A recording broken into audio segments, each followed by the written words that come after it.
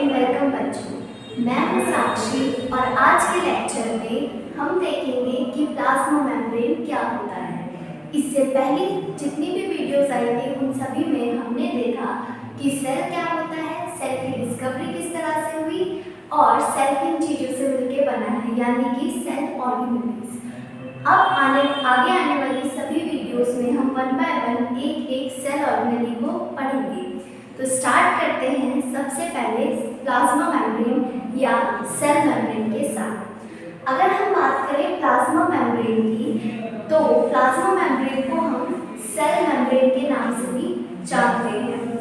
जैसा कि हम सभी को पता है कि ये एक सेल है और इसकी बाहर वाली आउटर कवरिंग को हम प्लाज्मा मेम्ब्रेन कहते हैं। तो देखते हैं as per definition, the outermost covering of the cell that separates the content of cell from its external environment। कहने का मतलब ये है कि जो आपका सेल है उसके बाहर वाली कवरिंग जो उसे एक सेल के इंटरनल कंपोनेंट्स को सेपरेट करती है बाहर वाली चीज़ों से, उसे हम प्लाज्मा मेम्ब्रेन या सेल मेम्ब्रेन कहते हैं। जैसे कि आप यहाँ पे देख सकते हैं, ये हमारा एक सेल है और ये जो बाहर वाली कवरिंग है इसको हम प्लाज्मा मेम्ब्रेन कहते हैं। अगर हम बात करेंगे पूरा सरफेस आपका आउटर एनवायरनमेंट है, तो सेल के अंदर जो भी चीज़ें प्रेजेंट होंगी सच एज न्यूक्लियस, माइटोकॉन्ड्रिया और बाकी सभी ऑर्गेनेल्स, उन सभी को जो प्लाज्मा मेम्ब्रेन है वो आपकी आउटर एनवायरनमेंट से सेपरेट करेगी। अगर हम प्लाज्मा मेम्ब्रेन की कंपोजिशन की बात करें कि वो किन चीज़ों से मिलके बनी है, तो देखते हैं।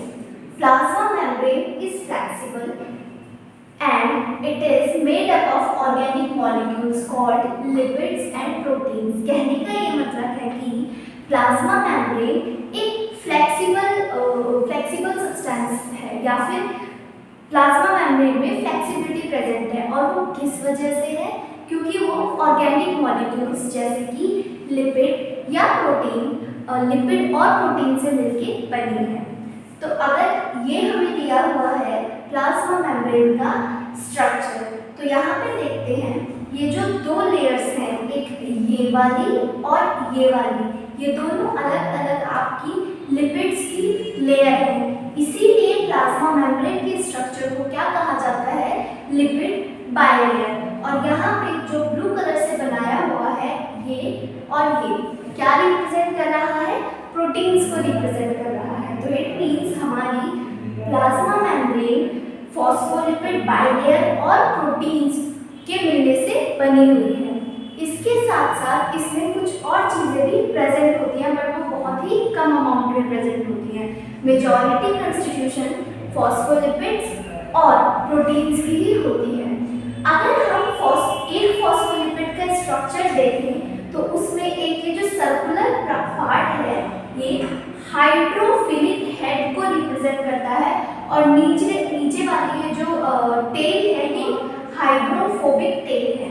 अब डिफरेंस क्या है, मतलब ये दो शब्द क्या कहना चाहते हैं? देखो, हाइड्रोफिलिक का मतलब होता है वाटर लविंग, इसीलिए ये वाला जो पूरा पोर्शन है या आउटर सरफेस ये बाहर की तरफ प्रेजेंट होगा क्योंकि ये वाटर को फेस कर रहा होगा।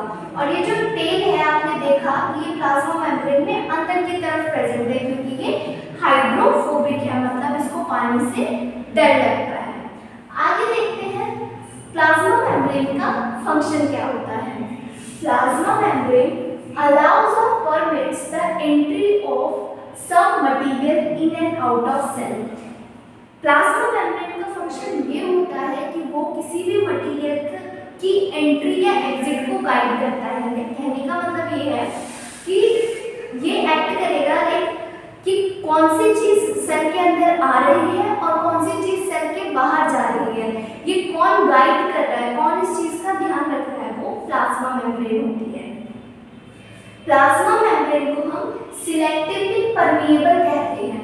अब सिलेक्टिवली परमिएबल हम क्यों कहते हैं? क्योंकि हर चीज़, प्लाज्मा मेम्ब्रेन का फंक्शन ही ये है कि ये हर चीज़ को अंदर या बाहर आने या जाने नहीं देती। ये गाइड करती है, लाइक जो चीज़ ज़रूरी है सेल के लिए वही अंदर जाएगी और जो चीज़ इम्पोर्टेंट नहीं है वही बाहर जाएगी। कोई भी चीज़ ऐसे ही सेल के अंदर नहीं जा सकती।